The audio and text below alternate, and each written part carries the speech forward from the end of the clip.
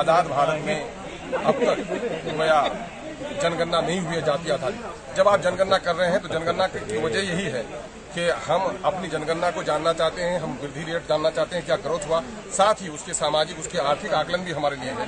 तो जब हम पॉलिसी बनाएंगे और अलग अलग स्टेट में अलग अलग जो हम सब कास्ट को रिजर्वेशन भी दे रहे हैं, तो रिजर्वेशन का आधार क्या होगा। और 27% ओबीसी को रिजर्वेशन है, तो ओबीसी में बहुत सारे कास्ट हैं, किनका क्या हिस्सा होगा, अलग कंपार्टमेंट भी उनका तय होना चाहिए। जिस तरह अभी हमारे सुरजापुरी को रिजर्वेशन दिया गया है, लेकिन उसकी सही तादाद सरकार के पास कोई आंकड़ा नहीं है। तो हम लोग कह रहे हैं कि भाई आप कीजिए ताकि उसमें सुरजापुरी भी शामिल हो, चाहे उसमें कुलिया भी शामिल हो, सैखड़ा भी, सबकी गिनती हो।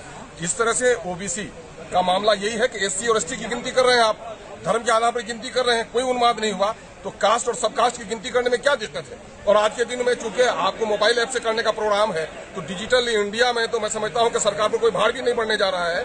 तो सरकार की नीयत, जब ये प्रधानमंत्री जी कहते हैं सबका साथ सबका विकास, तो सबकी हालत को जब आप तक नहीं जानेंगे तो सबके बारे में विकास का प्लान कैसे कर सकते हैं। जब तक पैथोलॉजिकल रिपोर्ट अच्छी नहीं आएगी, डॉक्टर दवा नहीं लिख सकता है, जब तक सेंसस में जाति आधारित जनगणना नहीं होगी, तब तक तमाम तक पिछड़े लोगों के लिए प्लान नहीं बनाया जा सकता है। हमारा आरक्षण के अलावा क्या क्या फायदे हो सकते हैं भाई, सवाल ये पैदा होता है कि उसका एजुकेशन क्या लेवल है, उसकी आर्थिक स्थिति क्या है, उसकी सामाजिक स्थिति क्या है।